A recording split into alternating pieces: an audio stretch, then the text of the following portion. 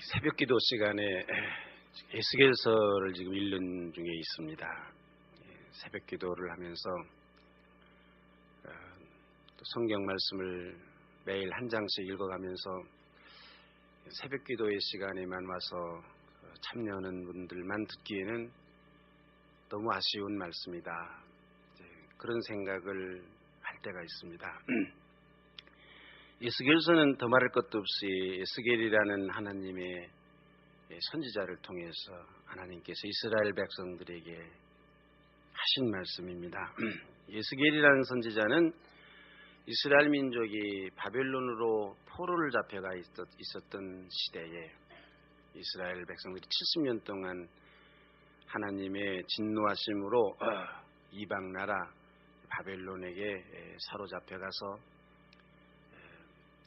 고생을 처절한 그런 노예 생활을 하는 가운데 포로로 잡혀간 지 한 5년쯤 되는 해에 하나님께서 에스겔이라는 선지자를 통해서 이스라엘 백성들에게 전하는 말씀이 기록된 그런 하나님께서 왜 이스라엘 백성들 하나님이 택하신 백성을 이방 사람들의 손에 붙여서 그 처절한 고난의 삶, 포로 생활을 그것도 한두 해도 아니고 70년 동안 하게 하셨는가. 이 성경을 우리가 읽다가 보면 두 가지 이유가 있었던 것 같습니다. 하나는 이스라엘 백성들이 하나님의 은혜를 잊어버리고 여러분이 하나님의 은혜를 잊어버린다는 거 이거 하나님께서 대단히 섭섭하게 생각하시는 일입니다. 우리가 잘 아는 대로 이스라엘 백성들에게 하나님께서 얼마나 많은 은혜를 베푸셨습니까? 애굽에서 고생할 때 모세를 보내셔서 바로의 손에서 그 처절한 이 노예 생활에서 이스라엘 백성들을 해방시키셨고 또 광야 40년 동안 하나님께서는 반석에서 물을 내서 또 고기가 먹고 싶다 하면 메추라기를 보내서 그리고 또 하늘의 만나를 내리셔서 이스라엘 백성들을 먹이시고 40년 동안 하나님께서 지켜주셨습니다. 여러분 이 이스라엘 민족이 하나님께로부터 받은 은혜가 한두 가지가 아닙니다. 하늘만큼 넓고 큰 은혜입니다. 이스라엘 백성들이 이와 같은 하나님의 은혜를 기억하지 못하고 감사하지 못했습니다. 이 하나님이 대단히 섭섭하게 생각하셨고 나중에는 이 일 때문에 하나님께서 화가 나셨고 여러분 이스라엘 백성들만이 아니라 하나님께서 우리들에게 베풀어 주신 여러 가지 은혜가 많이 있는데 여러분들 인생의 삶이 그렇지 않습니까? 이거 다 하나님의 은혜인데 하나님의 은혜 알지 못하고 감사하지 못하면 하나님께서 섭섭해 하신다는 걸 여러분들이 알으셔야 됩니다. 내가 잘나고 내가 똑똑하고 내 힘으로 잘 먹고 잘 사는 것이다. 하나님의 은혜를 잊어버리고 이렇게 교만한 마음을 가지면 그 옛날 이스라엘 백성들에게 섭섭하게 생각하셨던 하나님 우리들에게도 섭섭하게 생각하실 수도 있고 그리고 이스라엘 백성들에게 진노하셨던 하나님께서 우리들에게 주셨던 하나님의 축복과 은혜도 뺏어가실 수가 있으시다. 이 역사를 통해서 우리가 알 수 있는 일입니다. 이걸 우리가 잘 기억해야 됩니다. 이스라엘 백성들은 이같이 하나님의 은혜를 알지 못하고 배반하고 감사하지 못했을 뿐만 아니라 우상을 섬기는 일까지도 했습니다. 이방신인 바알을 섬기는 일을 끝없이 했습니다. 우상을 섬기는 일은 하나님께서 제일 싫어하시는 일입니다. 우상을 섬기는 일은 하나님께서 참으시지 못하는 일입니다. 우상을 섬기는 것은 그 어떤 다른 것은 용서하셔도 우상을 섬기는 것만은 하나님께서 절대로 용서하시지 않는다. 성경에 보면 주의 분노를 불처럼 쏟으신다. 불처럼 쏟으신다. 우상을 섬기는 자에게 하늘에서 하나님의 진노하심을 불처럼 쏟아놓으신다. 우리는 바알신을 섬기는 사람들은 아니지만 우리들에게도 우상이 있지 않습니까? 자식이라는 우상, 돈이라는 우상, 자기 자존심이라는 우상, 이 모든 것들이 다 우리에게 우상입니다. 하나님이 제일 싫어하시는 그런 일입니다. 이스라엘 백성들 우상을 섬기다가 하나님께서 벌을 받아서 바벨론에서 70년 동안 종살이를 하게 됐습니다. 하나님께서는 그래도 혹시나 생각하시고 하나님의 사람들, 예언자들을 세우셔서 이스라엘 백성들에게 깨우치시고 말씀하시고 권고하시고 때로는 달래기도 하고 간청하기도 하고 때로는 협박하시기도 하고. 근데 이스라엘 백성들은 그럼에도 불구하고 끄떡하지도 않았다. 에스겔서 2장 4절 말씀해 보니까 이스라엘 백성들은 얼굴이 뻔뻔하고 마음이 굳은 자들이었다. 아무리 얘기해도 듣지 않는다. 까딱하지 않는다. 뻔뻔하고 마음이 굳었다. 에스겔서 3장 7절 말씀에도 보면 이스라엘 족속은 이마가 굳고 그리고 마음이 굳은 사람들이었다. 하나님의 사람들이 그렇게도 간절하게 권고하고 하나님의 말씀을 전하였건만 애절한 하나님의 그 뜻을 전하였건만 이스라엘 백성들은 얼굴이 뻔뻔하고 마음이 굳어서 말할 테면 말해봐라. 끄떡하지도 않았다. 하나님이 여러 가지 생각으로 한탄하시는 것을 우리는 성경 가운데서 찾아볼 수가 있습니다. 에스겔서 3장 5절의 말씀에 보면 하나님께서 이르셨습니다. 언어가 다르거나 말이 어려운 것도 아닌데 예언자들을 통해서 전하는 하나님의 말씀이 무슨 언어가 달라서 못 알아듣는 것도 아니고 다 알아들을 수 있는 말로 하고 또 말이 어려운 것도 아니고 아주 쉬운 말로 하는데 그들이 하나님의 말씀을 못 알아듣는 것. 그래서 하나님께서 참 여러모로 마음을 쓰시고 마음 아파하시고 한탄하시는 중에 하나님께서 또 묘책을 생각하셨습니다. 그건 뭔가? 이게 그동안에 에스겔이라는 선지자가 있기 전에 예레미야라는 선지자를 통해서 하나님께서 말씀하셨는데 예레미야 선지자, 대단한 선지자, 위대한 선지자입니다. 그런데 예레미야 선지자 이 사람이 전하는 말, 사람을 한번 바꿔보면 어떨까? 그래서 하나님께서는 예레미야 선지자가 있음에도 불구하고 에스겔이라는 선지자를 다시 세웠습니다. 여러분 야구하는 거 보면은 투수가 잘못 던지면 사람을 교체하자는 선수 교체라는 거 있지 않습니까? 이 사람 하면 낫지 않을까? 그래서 혹시 사람을 바꾸어서 말하면 이스라엘 백성들이 들을까? 그래서 예레미야가 있음에도 에스겔이라는 선지자를 다시 세웠습니다. 그랬더니 어떻게 됐습니까? 성경에 보면 그냥 그 타령했다 이거야. 예레미야의 말을 듣지 않던 목이 곧은 이스라엘 백성들이 하나님의 새로운 선지자 에스겔을 통해서 말씀을 하셔도 이스라엘 백성들은 끄떡하지 않았다. 마음이 굳어 있었다. 여전히 하나님에게로 돌아오지 않고 목이 곧고 패역한 이스라엘 백성들은 우상을 섬기는 일에 몰두했고 하나님을 떠나서 하나님을 배반하고 하나님의 은혜를 감사하지 못하는 그런 패역한 삶을 살게 됐다. 이와 같은 이스라엘 백성들의 모습을 보시면서 한탄하시는 이런 하나님의 말씀이 에스겔서 곳곳에 기록이 되어 있습니다. 우리들이 새벽마다 이 하나님의 이스라엘 백성들을 보시면서 한탄하시는 이 말씀, 이 대목을 읽으면서 참 우리들 마음도 안타깝기 그지없는 그런 마음을 가지게 됩니다. 그래서 제 마음 속에도 늘 이스라엘 백성들 이거 뭐 해도 너무한다.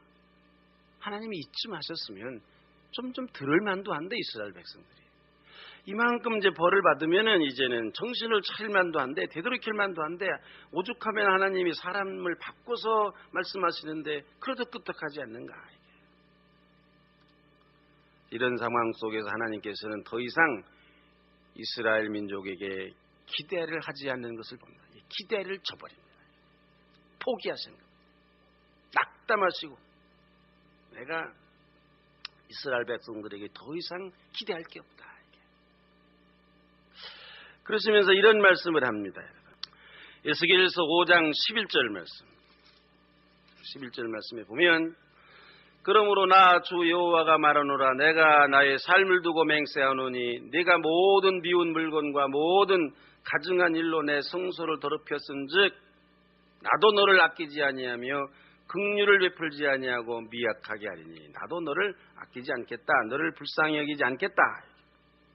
에스겔서 7장 4절 말씀에도 보면 내가 너를 불쌍히 여기지 아니하며 긍휼히 여기지도 아니하고 내 행위다로 너를 벌하여 내 가증한 일이 너희 중에 나타나게 하리니 이런 말씀이 있습니다. 8장 18절 말씀에도 보면 그러므로 나도 분노로 갚아 불쌍히 여기지 아니하며 긍휼을 베풀지도 아니하리니 그들이 큰 소리로 내 귀에 부르짖을지라도 내가 듣지 아니하겠다. 불쌍히 여기지도 않고 긍휼히 여기지도 않고 부르짖을지라도 내가 듣지 않겠다. 이제부터는 그동안에는 봐주고 불쌍히 여기고 긍휼히 여겨서 그동안 이스라엘 백성들이 그나마 지탱해 왔지만 이제는 앞으로부터는 불쌍히 여기거나 긍휼히 여기지 않겠다. 법대로 하겠다 그런 말씀입니다. 이게 굉장히 중요한 말씀입니다. 뿐만 아니라 하나님께서 아주 되풀이해서 하시는 아주 중요한 말씀이 하나 있는데 오늘 이 말씀이 참 우리에게 가슴이 저리는 그런 말씀입니다. 에스겔서 2장 5절 말씀에 보면 무슨 말씀이 있는가? 그들은 패역한 족속이라 그들이 듣든지 아니 듣든지 그들 가운데 선지자가 있음을 알려라. 그들이 듣든지 아니 듣든지 그들 가운데 그냥 선지자가 있는 거 그거 알려주기 위해서 가서 얘기하라. 2장 7절 말씀에도 그들은 심히 패역한 자라 그들이 듣든지 아니 듣든지 너는 내 말로 고할지어다. 하나님께서 이스라엘 백성들에게 하나님의 말씀을 하면 그들이 고치고 다시 하나님 앞에 되돌아오리라고 하나님도 이미 포기하셨습니다. 저 사람들은 패역한 족속이라 목이 곧은 족속이라 아무리 얘기해도 끄떡하지 않을 것을 내가 안다. 그러나 저 사람들이 듣든지 안 듣든지 간에 우리가 해야 될 일은 해야 된다. 하나님의 말씀을 전하는 거 이거 해야 된다. 에스겔서 3장 27절 말씀에도 보면 여러분 그러나 내가 너와 말할 때 네 입을 열리니 너는 그들에게 이르기를 주 여호와의 말씀이 이러하시다 하라. 들을 자는 들을 것이요 듣기 싫은 자는 듣지 아니하리니 그들은 반역하는 족속임이니라. 듣든지 안 듣든지 가서 하나님의 말씀이 이러이러하다 전해라. 그러면 들을 자는 들을 것이요 듣기 싫은 사람은 듣지 않을 것이니 왜 그런가? 이거 패역한 족속이란 말이야. 이미 망한 족속이다. 내가 내놓은 사람들이다. 여러분 이 말씀을 우리가 읽으면서 이제는 더 이상 무슨 말을 하더라도 아무 소용이 없다는 것을 아시고 지칠 대로 지쳐있는 하나님의 말씀, 하나님의 모습 이렇게까지 했는데도 안 들으면 할 수 없다. 무슨 방법이 있는가?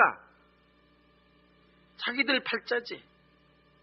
될 대로 이제는 할 수밖에 없다. 자포자기하는 하나님의 심정, 이스라엘 백성들에 대해서 더 이상 기대하지 않고 포기하시는 하나님의 실망스러운 모습, 더 이상 이스라엘 백성들의 기대도 하지 않고 희망도 가지지 않는 하나님의 안타까운 말씀. 이쯤 되면 이스라엘 백성에 대해서 하나님이 무슨 생각을 하시는지 우리가 짐작이 되는 대목입니다. 그 사람들이 듣든지 안 듣든지 우리 할 거나 하자. 하나님의 말씀에 이러이러하다 전해라. 들을 사람은 들을 것이요 듣기 싫은 자는 듣지 않을 것이다. 패역한 족속이니 할 수 없다 말이야. 우리 새벽 기도에 이 말씀을 읽으면서 참 저희들 자신이 마음이 저리고 하나님의 그 안타까운 심정 이스라엘 백성들을 향한 애절한 마음 우리가 생각하는 그런 시간을 새벽마다 저희들이 가집니다. 여러분 예수님께서 이 세상에 오셨을 때 이건 제 추측입니다만은 아마 예수님께서는 당신이 세상에 오시면 세상 사람들에게 큰 환영을 받으실 줄로 기대하셨던 것 같습니다. 이건 단순히 추측이 아니라 성경 곳곳에 그렇게 생각할 만한 그런 기록이 있습니다. 왜 안 그렇겠습니까? 예수님이 누구십니까? 하나님의 아들 아닙니까? 하나님의 아들이 세상에 오신다. 하나님께서도 그렇게 생각하세요. 내가 예언자들을 세워서 백성들에게 무슨 말을 하면 사람이니까 다 하찮게 여기고 우습게 여기고 그 말을 안 들을 수 있을지 모르지만 내가 마지막에 내 아들, 애아들 하나밖에 없는 이 아들을 세상에 보내면 사람들이 그래도 뭔가 다르게 생각할 게 아니냐 이거예요. 아마 세상 사람들이 다 환영을 하고 하나님의 아들이 오셔서 무슨 말씀을 하시는가 사람들이 다 달려들고 또 예수님께서 하나님의 아들이신 예수님께서 무슨 말씀을 한마디 하시면 아이고 그러십니까? 모두 어떡하고 다 적고 저희들이 그 말씀대로 살겠습니다. 그 말씀대로 순종하겠습니다. 사람들이 다 그럴 줄로 아마 예수님도 생각하셨던 것 같고 하나님도 그런 기대를 가지셨던 것 같습니다. 그러나 막상 예수님이 오셔서 어떻게 됐습니까? 세상 사람들 예수님이 하나님의 아들인 거 알아보지 못했습니다. 환영하지 않았습니다. 예수님 말씀을 전하시지만 그 말씀에 순종하고 그 말씀대로 살아봐야 되겠다. 그런 사람 별로 많지 않았습니다.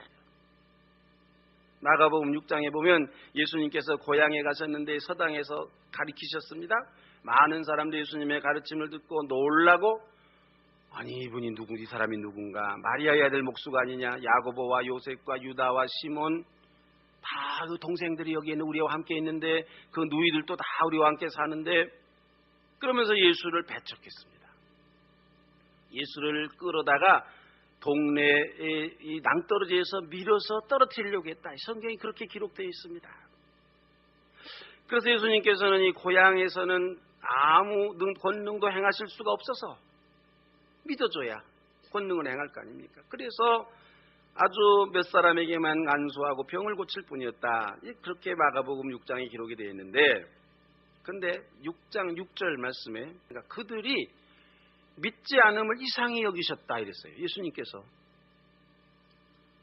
아니 이 사람들이 왜 이러는가? 내가 누군데?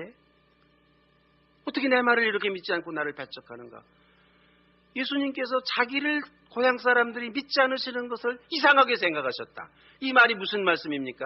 예수님은 기대하셨어요. 적어도 고향에서 고향 사람들이 자기를 알아보고 인정하고 자기를 믿고 따를 줄로 예수님은 기대하셨어요. 그랬더니 막상 해보니까 사람들이 믿지 않고 배척하고 예수님이 이상하게 생각하셨다. 믿지 않는 것을 이상하게 생각하셨다 이거예요. 여러분 또 성경 곳곳에 보면 바리새파 사람, 서기관, 제사장들 시비를 걸고 넘어지고 예수님을 너무 화나게 하시는 그런 일들 우리 성경 곳곳에서 찾아볼 수가 있습니다. 여러분 결정적인 말씀이 있습니다. 마태복음 11장 16절에 보면 예수님께서 이 세대를 무엇으로 비유할까? 17절 말씀에 너희를 향하여 피리를 불어도 너희가 춤추지 않고 우리가 슬피 울어도 너희가 가슴을 치지 않는다. 예수님께서 피리를 부시는데 사람들이 듣고 춤추지 않는다 이거예요. 예수님이 얼마나 썰렁했겠습니까? 애들 말로 피리를 부는데 춤추지 않는다 이거예요. 예수님이 슬피 우시는데 사람들이 가슴을 치지 않는다 이거예요. 예수님 따로 사람들 따릅니다. 저 사람 피리 부는 모양이다. 저 사람 슬피 우는 모양이다. 무슨 슬픈 일이 있는 모양이다. 예수님이 심히 낙심하시고 한탄하시는 모습을 봅니다. 예수님이 기대가 무너져요. 예수님 당시에 예수님과 함께 했던 이 군중들을 보시면서 한탄하시던 예수님의 모습, 에스겔서에 나타난 하나님의 마음. 여러분 예수님께서도 오셔서 사람들 때문에 많은 실망을 하셨습니다. 무엇 때문에 실망하셨는가? 사람들이 예수님을 알아주지 않는 겁니다. 소중히 여기지도 않고 중하게 생각하지도 않고 예수님의 말씀을 순종하고 들으려고 하지도 않고 목이 곧고 엉뚱한 생각하고 말하자면 개념 없이 인생을 사는 사람들. 제자들도 더 한심하지 않았습니까? 예수님 지금 이제 십자가를 앞에 두고 땀이 피가 되도록 겟세마네 동산에서 기도하시는데 베드로, 야곱, 요한 그래도 똘똘하다는 이 제자들조차도 씩씩 잠을 자고 있는 겁니다. 예수님 지금 십자가를 지시려고 하는 이 판에 어떻게 하면 출세를 할 수 있을까? 야고보와 요한 이거 다 치맛바람 어머니 백을 넣어서 자리 운동하고 있습니다. 여러분.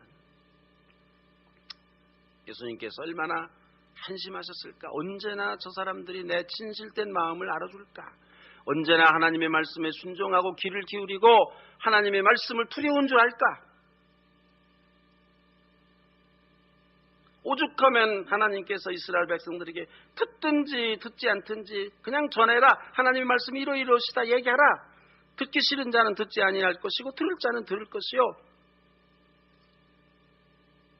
얼마나 답답했으면 하나님께서 에스겔 선지에게 그렇게 말씀하셨을까? 예수님 얼마나 답답하시면 제자들을 보고 한탄하시고 세상에서 이렇게 많은 실망을 하셨을까? 오늘 본문 말씀 누가복음 14장의 말씀 큰 잔치의 비유의 말씀입니다. 이거 예수님의 지상 사역 가운데 마지막 때에 들려주셨던 말씀입니다. 이 비유의 말씀은 당시 제자들 또 예수님을 따르던 사람들에 대한 예수님의 심정을 말씀하신 그런 중요한 예수님의 마음을 엿볼 수 있는 그런 말씀입니다. 누가복음 24장 우리가 잘 아는 말씀입니다만은 어떤 사람이 큰 잔치를 열고 많은 사람을 초청했다. 이 초청한 사람, 잔치를 연 사람 더말할 것도 없이 예수님이십니다. 잔치할 시간에 종을 보내서 초청한 사람들 와라 그랬더니 어떤 사람은 밭을 샀으니 그 밭을 둘러봐야 되겠다. 또 어떤 사람은 소 5겨레를 샀는데 시험을 해봐야 되겠다. 또 어떤 사람은 또 초청을 받았지만 와라 그러니까 장가가서 못 가겠다. 초청한 사람들이 다 오지를 않았습니다. 종들이 그 말을 주인에게 했더니 주인이 노했다. 왜 노했겠으며 무시당한 느낌 아니겠습니까? 내가 누군데 내가 오라는데 오지 않는다. 그래서 이 주인은 시내 거리 골목에 다니면서 가난한 자, 불편한 자, 맹인들 다 이런 사람들 데려와라. 싫다는 사람 억지로 데려올 수 없다. 그냥 놔두고 아무나 데려와라. 그래서 내 집을 채워라. 이 잔치자리를 채워라. 자기의 사사로운 일 때문에 이 잔치에 초대를 받았으나 오지 않은 사람들 다시는 하나님 나라에 축복을 받지 못할 것이다. 축복의 자리에 앉지 못할 것이다. 여러분 이 비유의 말씀이 무슨 뜻이겠습니까? 예수님께서 이 세상에 오셔서 겪으셨던 이 자신의 심경을 비유로 말씀하신 것입니다. 예수님에 대해서 세상 사람들이 어떻게 대했는가? 어떻게 취급했는가? 예수님을 어떻게 생각했는가? 얼마나 예수님을 무시했는가? 사람들에게 얼마나 무시당했는가? 예수님의 절절한 심정을 표현한 그런 비유의 말씀이라고 생각합니다. 제가 전에도 말씀드렸지만 예수님 당신이 세상에 오시면 세상 모든 사람 다 열광할 줄로 기대했던 것이 아닌가 추측이 됩니다. 예수님 초청하면 뭐든지 다 젖혀놓고 다 예수님 초청에 예 가겠습니다 자리에 올 줄로 생각했어요. 왜 예수님이 그런 생각 안 하셨겠습니까? 이 교회의 담임 목사인 제가 누구를 초청했다. 다른 일 다 젖혀놓고 와야 되는 거 아니겠습니까? 대통령이 우리를 초청했다. 다른 일 젖혀놓고 가야 되는 거 아니겠습니까? 예수님 왜 그 생각 안 하셨겠습니까? 예수님 정말 그렇게 생각하실 만한 분입니다. 예수님 누굽니까? 하나님의 아들이십니다. 세상에 그 누구와 비교할 수 있었겠습니까? 있는 분입니까? 당연히 예수님은 모든 세상의 중심이어야 되고 모든 이들이 모여들어야 하고 모든 이들이 지지해야 되는 그런 분입니다. 그의 말씀 한마디 한마디 그냥 놓쳐서는 안 되고 당연히 이렇게 하라 하면 이렇게 저렇게 하라 하면 저렇게 순종해야 될 그런 분이 예수님입니다. 예수님의 말씀 그렇게 그냥 허투루 듣고 말아야 될 그런 말씀이 아닙니다. 예수님이 오라 그러면 당연히 모든 것을 다 제쳐놓고 달려가야 될 그런 분입니다. 예수님이 나를 초청했다. 내 인생의 최대의 영광입니다. 이거 사실은 서로 가려고 표가 있다면 세자기를 해야 될 그런 상황입니다. 여러분. 그분이 마련한 잔치는 아무나 참석할 수 있는 그런 자리가 아닙니다. 최고의 자리입니다. 귀중한 자리입니다. 축복의 자리입니다. 그런데도 그 예수님이 초청한 자리에 하찮은 세상 일로 핑계를 대고 오지 않았다. 예수님 화가 날 만합니다.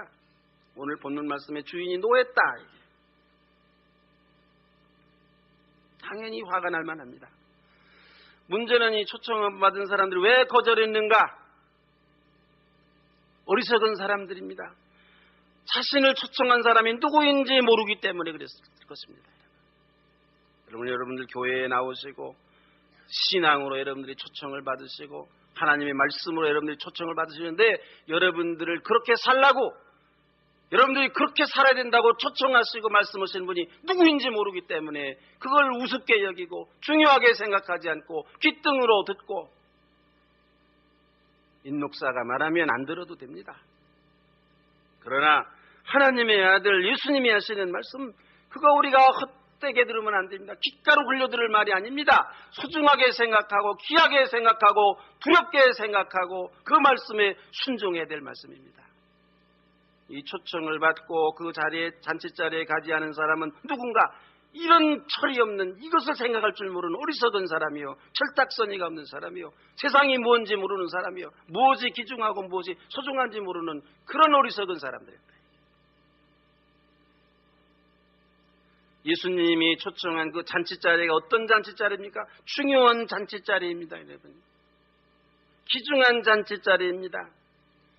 뭐가 소중하고 뭐가 귀중하고 무엇이 먼저이고 무엇을 나중에 해야 되는지 그런 것을 분별할 줄 모르는 사람들이었기에 예수님이 초청한 그 잔치자리에 가지 않았습니다. 어리석은 사람들입니다. 사실 우리의 인생의 삶 가운데도 이런 경우가 많이 있습니다. 가만히 우리가 살아가는 것을 우리 스스로 생각해보면 쓸데없는 일, 안 해도 되는 일, 나중에 해도 되는 일에 목을 매고 그것 때문에 시간을 낭비하고 정작 중요한 일, 놓치면 안 될 일, 이런 일을 등한히 하는 사람들이 얼마나 많이 있는지, 이걸 분별하지 못하고 인생을 사는 사람들이 얼마나 우리 가운데 많은지 저 자신을 포함해서요.